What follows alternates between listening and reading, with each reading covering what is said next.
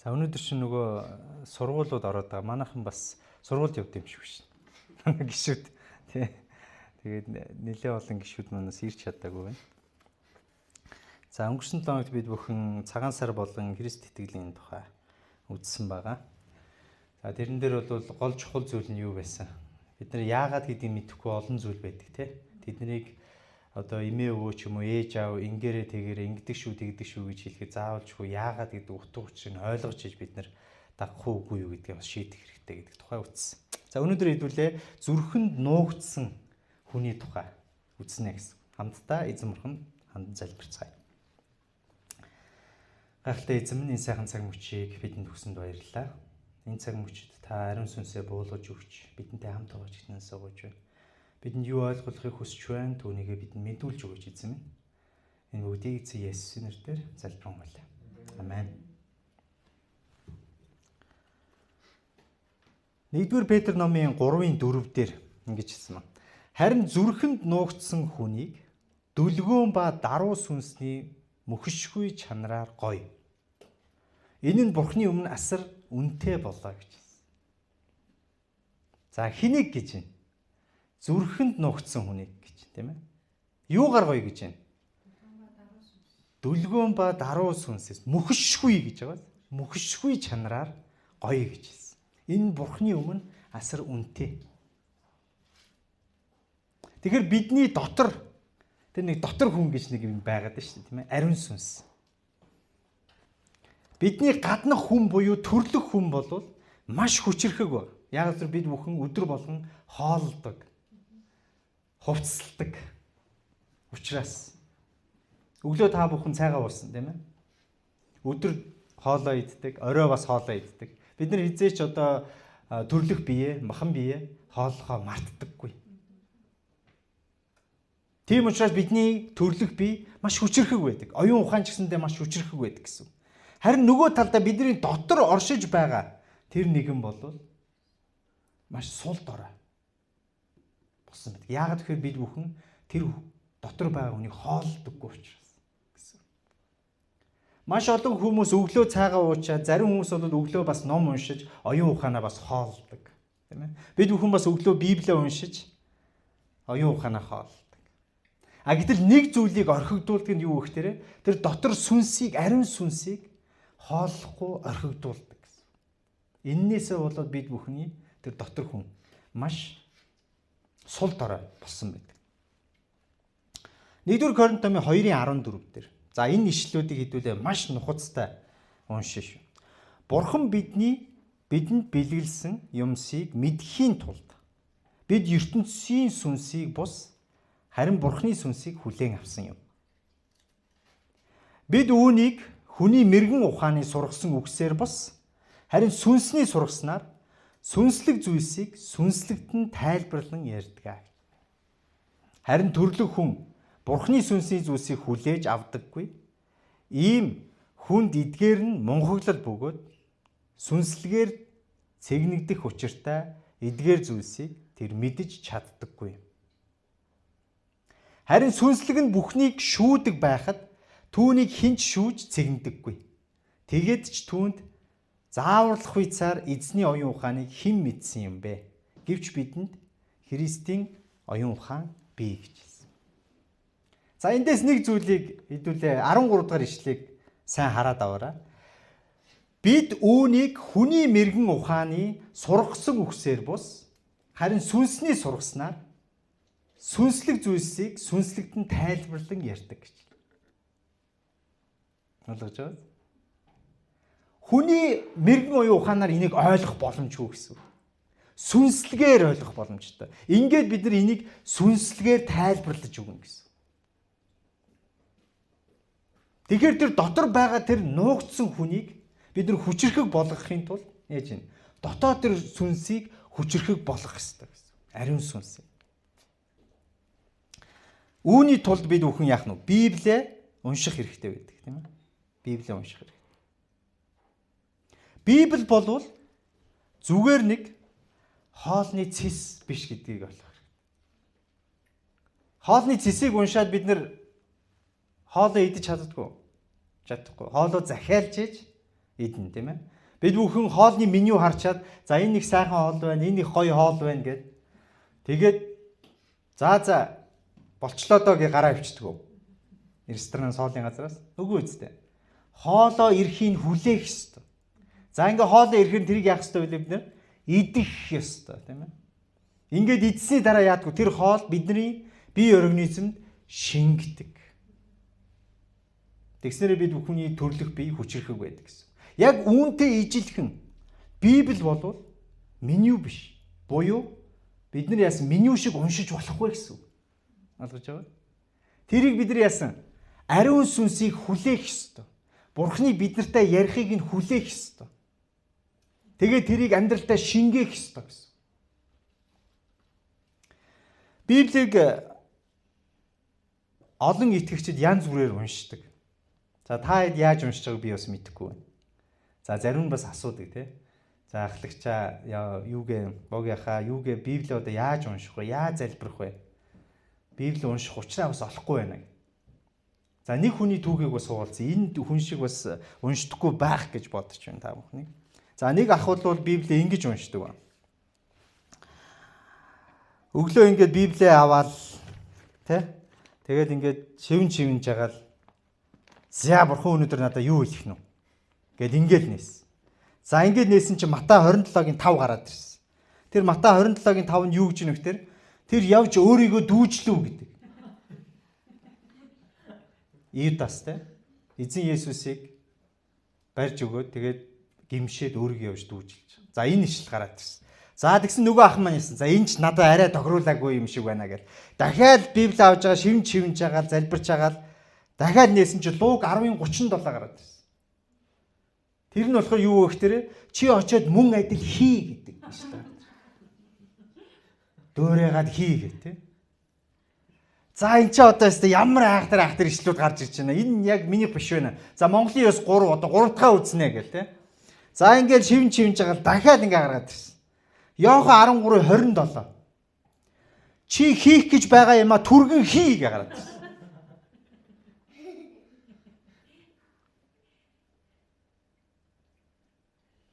Тэгээд нөгөө ах маань за ер нь энэ бол тий Библи уншдаг зарчим биш байна.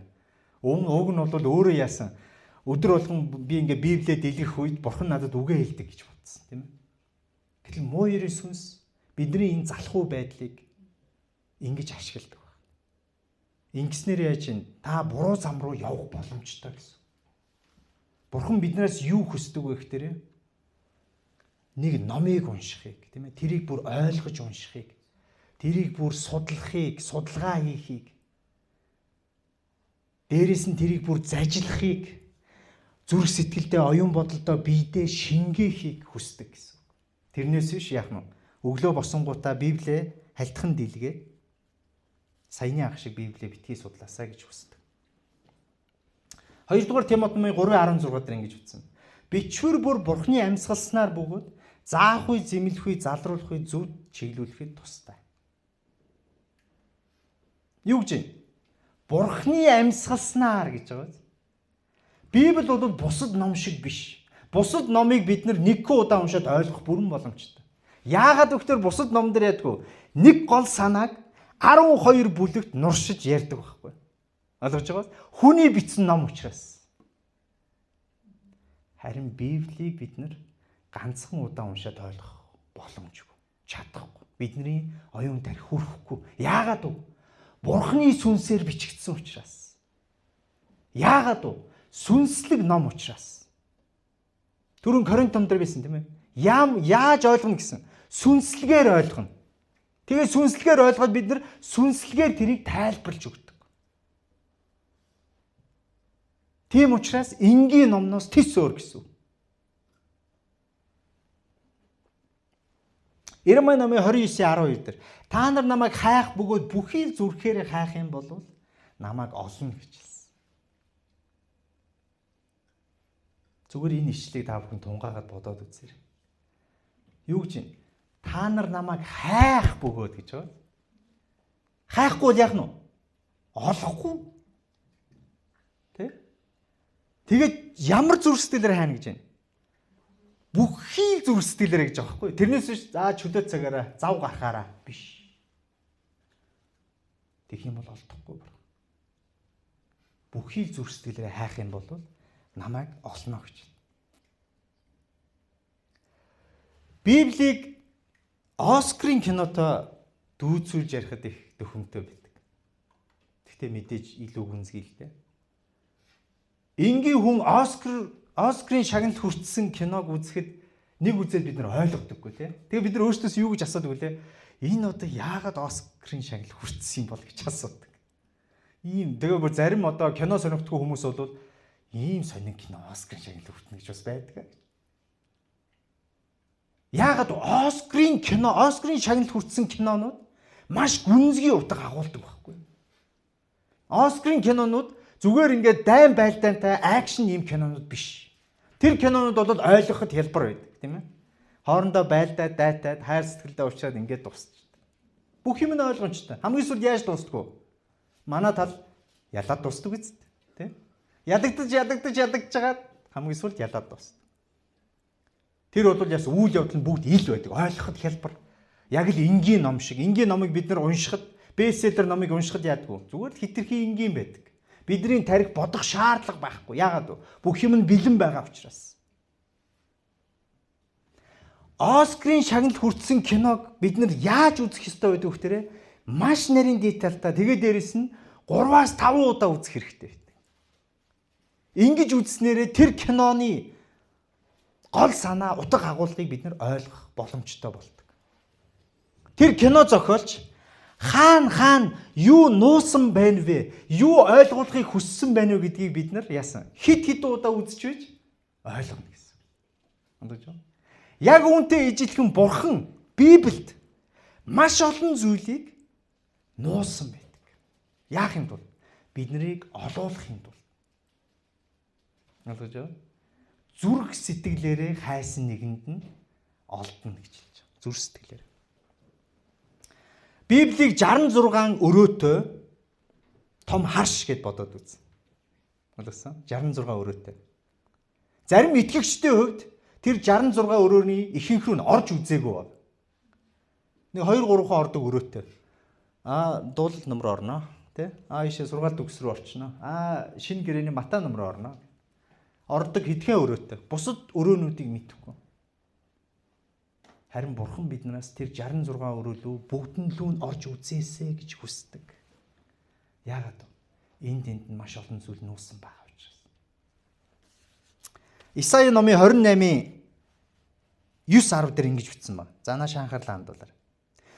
Тэр хүнд мэдлэг заах юм. Тэр хүнд сургаал ойлгуулах юм. Сүүнээс гарсан хүүхдэд хөхнөөсөө салсан нялхстав. Тушаал дээр тушаал. Журам дээр журам. За би энийг давхар уншаагүй шүү. Энэ Библиэл дээр бүр ингэж байгаа заяа. Тэгэхээр дахин хэлж яана гэдэг нь юу гэсэн үг вэ? Маш чухал гэсэн үг байхгүй. Тэгээд энд жаахан, тэнд жаахан гих юм. Ойлгож байгаа? Энэ нь юу гэсэн үг вэ гэхээр Бурхан тэр 66 өрөөнд энд жаахан, тэнд жаахан нууцсан байна гэсэн. Тэрийг яах ёстой вэ хнөө? Хайж олох ёстой. Ямар зүрх сэтгэлээр? Бүх зүрх сэтгэлээрээ хайж олох ёстой гэсэн. За өнгөрсөн хугацаанд манай сүмийнхэн бүгдээрээ одоо Библийг байнга уншдаг бай. Дээрээс нь Библийнхаа 66 өрөөнийхөө нэрийг цээжлэе гэж чаленж тавьсан тийм ээ. За манай цээжилсэн үү?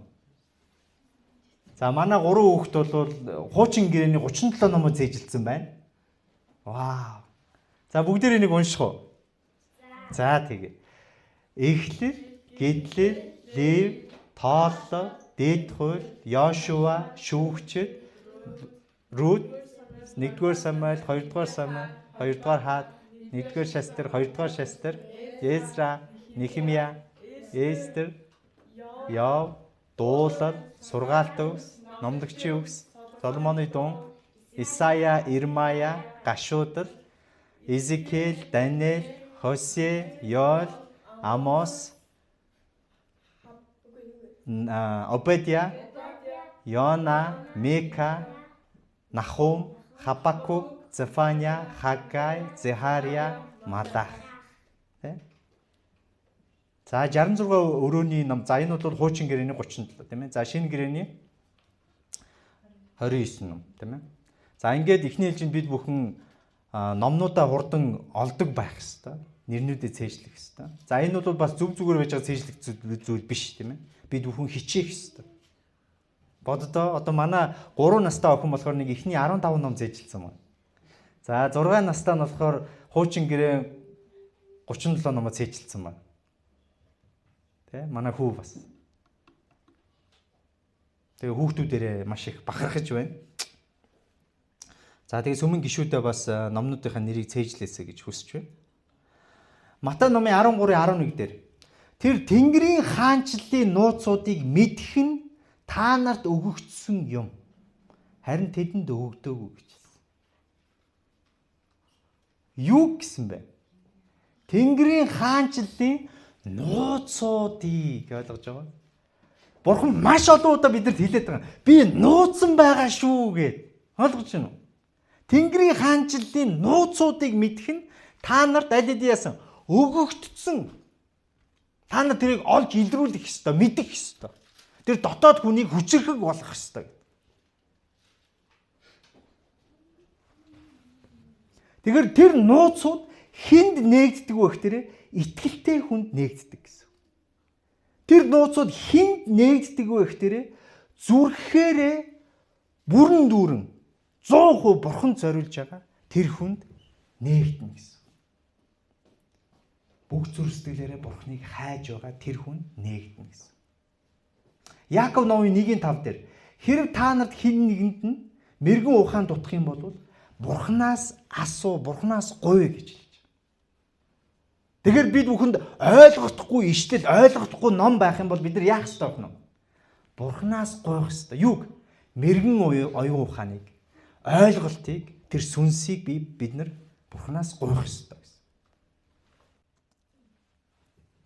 Иремай номын 15:16 дээр үгстэй нь олдоход би тэднийг эзсэн билээ.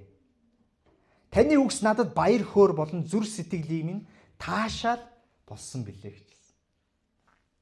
За Иремай яасан гэж байна? Үгстэй нь олдоход би тэднийг яасан гэж байна? Эзсэн билээ. Тэгвэл Библийг идэх гэж яг юу гэсэн үг юм бол? Библийг идэх гэж шууд ингэнгүүтээ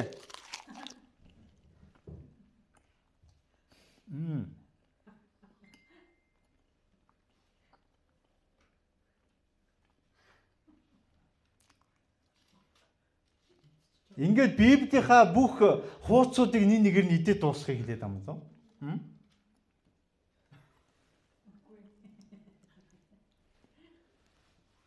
За бисаа Библийг ураагүй шүү. Битээ санаа зовоо. Бурхны үгийг идэнэ гэж яг юу гэсэн үг юм бол?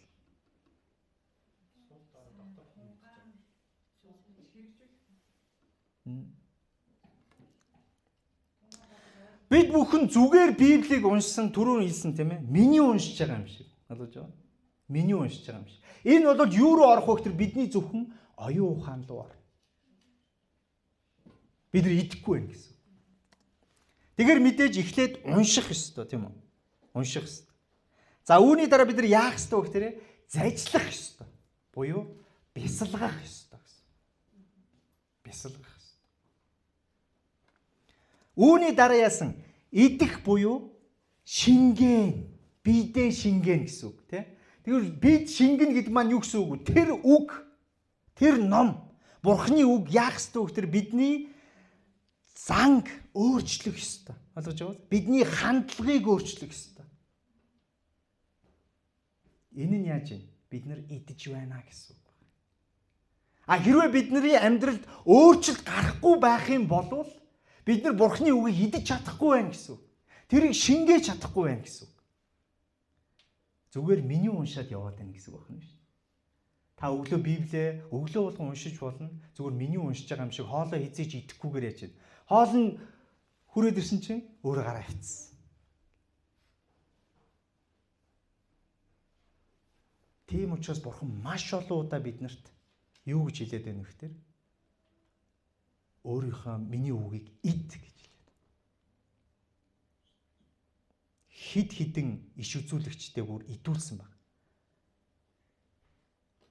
Илчилт номон дээр хинд идүүлдэг? Йохан хүртэл идүүлдэг тийм ээ. Тэр нь юу гэсэн үг байна вэ? Бид нар бүр тэр Бурханы үгийг оюун ухаанаараа биеэрээ мэдрээд тэрийг бүр гаргах ёстой гэсэн. Үйлдэлээрээ зан чанараараа. Тэгэхээр унших эдхийн ялгаа нь юу вэ гэхээр оюун ухаан зүрх сэтгэл хоёрыг холбох ойлголт гэсэн. Мэдэж байна? Холбох ойлголт. Би өдөр болгон Библийг уншдаг шүү дээ. Энэ тэгээд хангалтгүй юу гэж асууж магадгүй. Тэгэхээр бид нар яа зөвхөн тархиараа уншаад байна гэсэн. Тэгэхээр Библи бол зөвхөн тархиараа уншаад ойлгодог ном ерөөсөө биш. Зүрх сэтгэлээрээ уншдаг ном. Зүрх сэтгэлээр. Тэгэхээр зүгээр энгийн байдлаар унших нь бид нар яг бусад ном, энгийн ном уншиж байгаа юм шиг бидний оюун ухаанд дасгал болж өгдөг байна шүү. Зүгээр мэдээлэл цуглуулдаг гэсэн. Тэгэхээр энэ оюун ухаанаас хааш нь оруулах хэрэгтэй байна. Зүрх сэтгэл рүү оруулах хэрэгтэй. Зүрх рүү буулгах хэрэгтэй гэсэн үг. Тэр төрлөх хүн, дотоод хүн хоёрыг хамтран ажилуулах хэрэгтэй гэсэн. Зүрх, сэтгэл, оюун бодол хоёрыг холбох ёстой гэсэн. Одоо энэ дэлхий хуучрах тусам, цаг хугацаа явах тусам зөвхөн оюун ухаанаар ажилдаг маш их хүмүүс бий болж байна. Ямар ч зүрх сэтгэл байна. Яагаад вэ? Бид нар Бурханаас асрыг холдсон учраас. Тийм учраас бид нар ядаж яах ёстой вэ? Энэ зүрх сэтгэл, оюун бодол хоёр тэр төрлөх хүн, дотоод хүн хоёроо холбох ёстой гэсэн. Ингэж бид нар онцгойрох ёстой гэсэн. Итгэгч хүмүүс тийм ээ. Матай номын 4:4 дээр хэн зөвхөн талахаар бус, хүн зөвхөн талахаар бус Бурханы амнаас гарах үг бүрээр амьдрна гэж хэлдэг. Эзэн Есүс диавол соригддог тийм ээ. Ингээд эзэн Есүс диавол соригдох үедээ юу гэж хэлсэн? Хүн зөвхөн талахаар бус Бурханы амнаас гарах үг бүрээр амьдрна гэж хэлсэн. Эзэн Есүс Библийг талахтаа зүүрлэж хэлсэн байна. Талахыг бид нар ядгүй зүгээр гаднаас нь хараад өө их сайхан талах байна да. Тэ? Өө их гоё талах биш үү? Их сайн хийсэн байна. Их үзмжтэй юм байна. Тэр талахыг бид нар хизээ мэдэрч чадах вэ? Зажлаад идэх үед, тийм ээ? Ингээд талахыг зажилж идсэний дараа тэр талах яадаг вүлээ? Бидний бие шингэдэг, тийм ээ? Бидний цусан чингэн, ясан чингэн, арьсан чингэн. Бидний бие шингэн. Ингэснээр бид бүхний бие, организм хүчрхэг болдог, энергитэй болдог. Тийм учраас энэ ишлэл бол зүгээр энгийн ишлэл биш. Энийг бид нар бүр зүрх сэтгэлээрээ оюун ухаанаараа унших ёстой гэсэн. Хүн зөвхөн талахаар бус Бурханы амаас гарах үг бүрээр амьдрна гэж хэлж байна.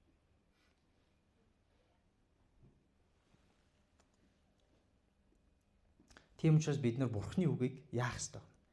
Зажлах ёстой. Үнэхээр зажлах ёстой. Дахин дотроо хэлэх ёстой. Зүрх сэтгэлээрээ. Бид нар зөвхөн Бурхан хандад залбирах үед зүрх сэтгэлээсээ залбирч гин үү? Зүгээр ийм автомат болцсон байна уу гэдгийг өөрсдөө хүртэл мэдэрдэг. Тийм ээ? Яг ингээ бүр зүрх сэтгэлээсээ хоолныхоо төлөө талархаа залбирах хүртэл үнэхээр сайхан байдаг. Зүгээр яах нь? За бушуухан залбирчъя гэд ингээ залбирч хоёр тэс өөр ялгаатай байдаг.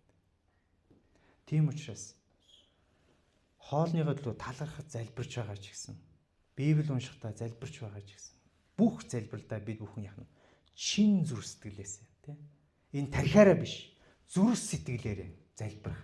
Тархиараа биш, зүрх сэтгэлээсээ Библи судлахыг Бурхан биднээс хүсэж байна гэсэн. Тэр Бурханы үгийг зүгээр хараад өнгөрөх биш, оюун ухаанаараа унших биш, юугаараа уншина гэдэг нь зүрх сэтгэлээрээ унших. Сүнслэгээр унших, тийм ээ? Тэгэхээр бясалгал бол сүнслэг хоол боловсруулах үйл явц гэсэн. Бурханы үгийг боловсруулах. Ойлгож байна. Бясалгал гэдгийг өөр нэгэн шашинтай холбож юусоо ойлгож болохгүй. Хоёр гараа ингээд энэ бясалгал үгүй. Бясалгал гэдэг бол бурхантай ярилцахыг хэлж байна. Йошуа номын 1:8 дээр ингэж хэлсэн. Хуулийн нэг номыг хуулийн энэ номыг амнаасаа салгалгүй байж өдөр шөнөгүй үүнийг бясалган үүн дотор бичигдсэн бүхнийг сахин биелүүл. Тэгвэл чиний зам өөдөрж чи амжилтанд хүрэх болно. За сайн анхааралтай хараарай. Юу гэж хэлсэн бэ? Хуулийн номыг амнаасаа салгалгүй байж хизээ гэж байна. Өдөр шөнөгүй гэж байгаа шүү. Яа гэж байна? Бясалган үүн дотор бичигдсэн бүхнийг сахин биелүүл гэж. Үйлдэл болго гэсэн үг тийм ээ. За эндээс нэг үгийг онцгойлж харъя хэдүүлээ. Бясалган гэж. Өдөр шөнөгүй бясалга. Тэгвэл бясалгах гэдэг үг маань юу гэсэн үг вэ гэд хараад үзье. Бясалгах гэдэг үг нь еврей хэл дээр хага гэсэн үг. Хага гэдэг үг нь юу вэ гэхээр бувтнах. Ондож бувтнах. Тэгэхээр бурхан биднэрт юу хүсэж байна вэ гэхээр өөрийн үгийг цээжлээд бувтнах. Ондож бясалгах. Зогсоо зайгүй тийм ээ. Өдөр шөнөгүй бясалга гэж. Өдөр шөнөгүй яа гэсэн үг? Бувтна гэсэн чинь тийм ээ. Өдөр шөнөгүй бувтна. Юуг? Эзний үгийг зүрх сэтгэлээсээ өдөр шөнөгүй бувтна гэж хэлж байна. Ингээд нуугдсан хүн сул дорой байхад бидний төрлөх хүн яаж маш хүчрэхэг байдаг. Харин нуугдсан хүн хүчрэхэг байхад бидний төрлөх хүн ч гэсэндээ бас хүчрэхэг байх боломжтой. Нуугдсан хүн бурхан бүх зүйлээр хангана гэж хэлж байхад төрлөх хүн юу гэж хэлдэг вэ гэхээр дансаа хараа, өрөө хар. Юу яриад байгаа юм бэ гэж хэлдэг. Нуугдсан хүн бидэнд бурханд хандан залбирья гэж хэлэхэд төрлөх хүн би завгүй байна гэж хэлдэг. Нуугдсан хүн бидэнд Библийг уншия гэд маш зөөлхнөр дотроос хэлэхэд төрлөх хүн дараа болёо гэж хэлдэг. Нуугдсан хүн биднийг энэ хүнд бурхны тухай хэлж өгье гэхэд төрлөх хүн хань юу гэж хэлдэг вэ? Энэ хүн бурхныг сонирхох хүн биш байна гэж хэлдэг. Нуугдсан хүн тэр хүнээс очиод уучлалт гуйчихаа гэж хэлэхэд төрлөх хүн миний буруу биш шүү дээ гэж хэлдэг. Нуугдсан хүн зургатаа унтраагаад одоо залбирахгүй мүү эсвэл Библийг уншихгүй мүү гэж маш зөөлхнөр шивнэх үед төрлөх хүн за би энийг дуусгачья гэж хэлдэг. Тэгэхээр бид бүхний тэр дотор байгаа нуугдсан хүн хүчрэхэг болох тусам бид бүхэн яаж сүнслэг болдог гэсэн. Ингээд тэр нь гадагшаага яах нь цацарч эхэлдэг. Яг гэрэл мэт цацарч эхэлдэг гэсэн. Нэгдүгээр Петр номын 4:4 дээр бяцхан хүүхдүүдээ та нар бурхных бөгөөд тэднийг дийлсэн. Учир нь та нарын дотор байгаа тэр бол дэлхийд байгчаас агуу гэж. Та нарын дотор байгаа тэр хүн бол дэлхийд байгч тэр төрлөх хүнээс чинь агуу гэж хэлж байна. Тэгэхээр бид бүхний потенциал бурхан бидний дотор байгаа учраас маш их нөөц болцоо байна гэсэн. Харин бид нар тэрийг ерөөсөө нээж илрүүлэхгүй байна гэсэн. Ойлгож байна? Хайж олохгүй байна гэсэн. Тэрэнд өсөх, томрох, сайжрах боломж олохгүй байна гэсэн. Та нарын дотор байгаа нэг нь маш хүчрэхэг шүү гэж хэлж байна, тийм ээ. Энгийн хүн бурхантай хамтраад тэр дотор байгаа хүний хүчрэхэг болгоход бид бүхэн супер хүн болдог. Хинт ч дийлдэхгүй, юугаач дийлдэхгүй. Хэдэн жилийн өмнө би гэрийнхаа нэг өрөөнд ингээ хаалгаа цоожлоод бас нэг 30-30 минут ингээ бясалгал хийдэг байсан. Залбираад бясалгал хийгээд. Тэгээд өрөөгөө цоожлчоод бясалгалаа хийж байгаа л тэгээ яг ингээ бясалгалаа хийж байгаа явцад баг 20 гаруй минут өнгөрцөн байжсэн чил ингээл нэг юм ингээл чичрэх шиг болдог. Амар юм мэдэрсэн байхгүй. Тэгэл ингээл гайхаад заавал юу болсон юм болоо гэл. Тэгээ бясалгалаа дуусчаал гарч ирээл эхнэрээс асуудаг байхгүй. Хана сая газар хөдлсөн үү гэдэг. Тэгсэн чинь манай эхнэр үгүй юу газар хөдлөх яасан юугүй шүү дээ гэдэг чинь. Тэгэхээр би дотроо за би тасарч. Яасан бүр ингээд те бясалгалаа хийсэн чи баг ингээд бүр ингээд мэдрэгдээд шүү дээ бүр ингээд те. Ингээд чичрээл ингээд байшин мэдрэгдээл. Тэгэл дотор за би тасарчжээ гэж бодсон. Тэгэл ингээд байж байгаа л фэйсбүүк руу орсон чи баахан хүмүүс сая газар хөдлөлөө. Тэгээ би их нэртэй хааны сая газар хөдлсөн байна гэд ингээд. Ууг нэс өөрөө баг ингээд те хөө би ч бүр өстө бурхантаа бүр ингээд бүр дийлдэшгүй боллоо бурхантаа хамтраад бүр дийлдэшгүй болчлоо гэж бодсон.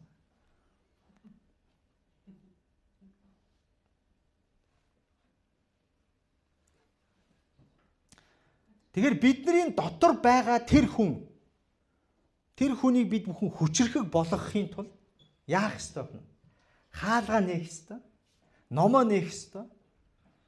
Уншаа зогсохгүй байх ёстой. Тэгээ тэрийг идэх ёстой. Библийн үгийг, Бурхны үгийг идэх ёстой. Тэгээ бяцлах гэдэг маань юу гэсэн үг вэ? Юу гэсэн үг вэ? Бовтнах гэсэн үг тийм ээ. Тэр Библийн ишлэлийг яах нь бид бүхэн маш удаанаар тунгаан бодож эргцүүлж уншаад бовтнах ёстой дотор. Хэдий болтол шингэтэл давтах ёстой. Оюун ухаандаа болон зүрх сэтгэлдээ ортол нь цээжилтэл нь давтах ёстой гэсэн. Ингээд тэр үг нь бидний бодол, үг үйлдэл, бидний амьдралын хэв маяг болох ёстой гэсэн. Тийм ээ. За тэгээ хэдүүлээ хамтдаа босч байгаад энэхүү нэг тунхагийг хамтдаа уншаад үзье. Би бол итгэгч. За хэдүүлээ эхлээд нэг ойлгоод хий тийм ээ. Миний сүнс шинээр бүтээгдсэн. Миний мэс чанар бол миний сүнсний дуу хоолой. Ариун сүнс мэс чанараар минь ярьдаг. Ойлгож байгаас? Ариун сүнс юугаар ярьдаг гэж байна? Мэс чанараар минь ярьдаг. Одоо бид нар бол юу гэж хэлдэг? Хүн чанар гэж хэлдэг тийм ээ. Мэс чанараар минь ярьдаг. Би дууг үл тоомсорлсондоо харамсаж байна, дэмшиж байна. Бид нэр өдөр болгон үл тоомсорлож явдаг. Өнөөдрөөс эхлэн би сонсож байна. Би даруй дуулууртай байна. Миний хүлээн авагч цэвэр. Би Христийн ухаантай. Би Бурхны сүнсээр удирдуулна. За хамтдаа уншаад үзэх үү. За. Би бол итгэгч. Миний сүнс шинээр бүтээгдсэн. Миний мэс чанар бол миний сүнсний дуу. Ариун сүнс мэс чанараар минь ярьдаг. Би дууг үл тоомсорлсондоо гэмшиж байна. Өнөөдрөөс эхлэн би сонсож байна.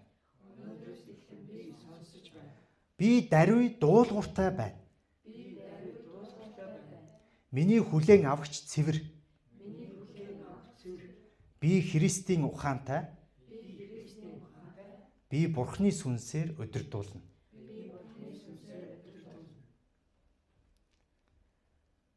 Бурхны дуу хоолой бидний тэр дотор байгаа хүн ариун сүнс маш зөөлөн дуу хоолойтой. Бид нэр энийг сонсохгүй байх тусам сүултээ бүр сонсогдохой байдаг гэсэн. Харин тэр зөөлөн дуу хоолойг сонсоо тэрийг биелүүлэх тусам тэр яах нь чангарч эхэлдэг. Болгож байна. Тийм учраас одоо өнөөдөр манай шүрээ үрдэл гэрчлэл дээр хэлсэн тийм ээ. Би ингээд өмнө тэр сургууль сурнаа гэдээ ингээд дайраад байсан. Миний өөрийн хүсэл байсан юм байна.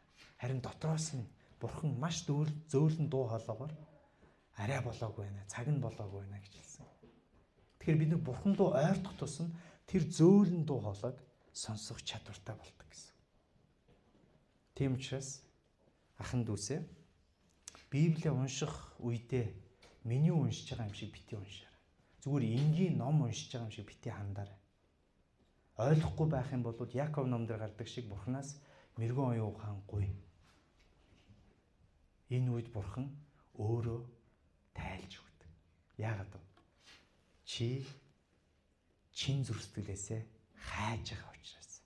Чи чин зүрстгэлээсээ тэр үннийг мэдхийг хүсэж байгаа учраас Бурхан ойлгуулж өгнө гэсэн. Амен. Эзэн хамтан залбирцгаая. Гайхалтай эзэн минь. Таны үг болвол зүгийн балнаас ч илүү хамттай билээ эзэн. Бид бүхэн таны үгийг зөвхөн унших биш. Түүнийг тунгаан бодож, эргэцүүлж, зажиллахыг хүсэж байна эзэн.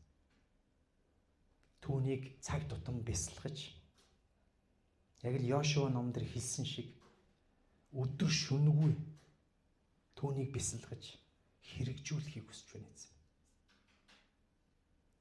Ингэснээрээ таны үг бидний дотор амьдарч, бидний зан характер, бидний үйл, бидний үг, бидний үйлдэл өөрчлөгдөж эзэн.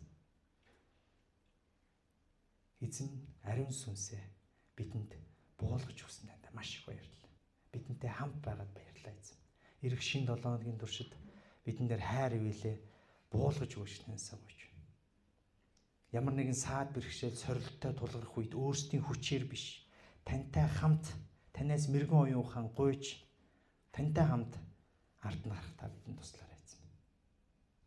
Хамгийн түрүүнд тань руу гүйдэг байхад та бидэнд туслаач эзэн. Бүхий л зүйлээ эхлүүлэхэд, бүхий л зүйлээ хийхэд зөвхөн танаас заавар зөвлөгөө авдаг байхад та бидэнд туслаач эзэн. Бидний бүх гинүүлийг уучлсан маш их баярлалаа эзэн. Биднийг агуу хайраар хайрлсанд маш их баярлалаа эзэн. Ирэх өдрүүдийг таньд даатгаж байна. Энэ бүхнийг эзэн Есүсийн нэрээр залбирanгуй. Амен.